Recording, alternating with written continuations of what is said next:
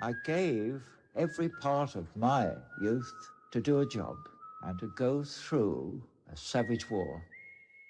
It was a different war from year to year, and one's reactions were completely different.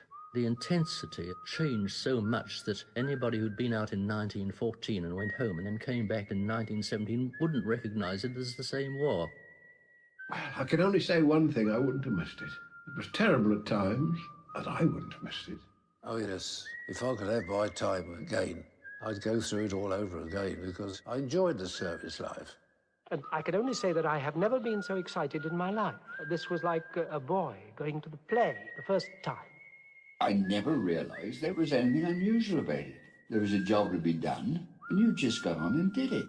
We were all instilled with that idea that this was war and that we got to kill the Germans, and this is how we looked at the thing. I don't regret having experienced it. I wish I hadn't, but I don't regret it because I'm safe. There were good times and bad times in France. But you took the rough with the smooth. I was twice wounded and gassed, but it just didn't worry me. I just made the best of it. Just took it in its stride, like everybody else. We were glad to be in it, and we expected it to be rough, and it was rough, but we didn't complain. There was no real excitement about it. You'd seen death so many times, you'd seen wounded so many times, blood didn't excite you. We were professionals, and to us it was just a job of work. It would be a fallacy to say that one enjoyed it, but one got afterwards a nice warm inner feeling that one had been of some use. It didn't affect me very much because I wasn't sufficiently up in the ways of the world. I was only a kid, like other blokes there. It was more like a great big game to be enjoyed, apart from the actual shelling and all that sort of thing. It made me a man. Yes, it did.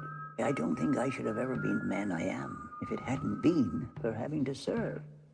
You'd learn to look after yourself, whereas in your civilian life, your mother did all the chores. You've got to learn how to cook for yourself, darn your own socks, sew on your own buttons and all the things like that. It was just a day's work. I knew that I was not alone. I knew that I wasn't fighting a war by myself, and what happened to other people might happen to me. I had no regrets at all. You see, I had no wife, no girl, no nothing. No regrets and no horrors. Because if you survive that, you can survive anything.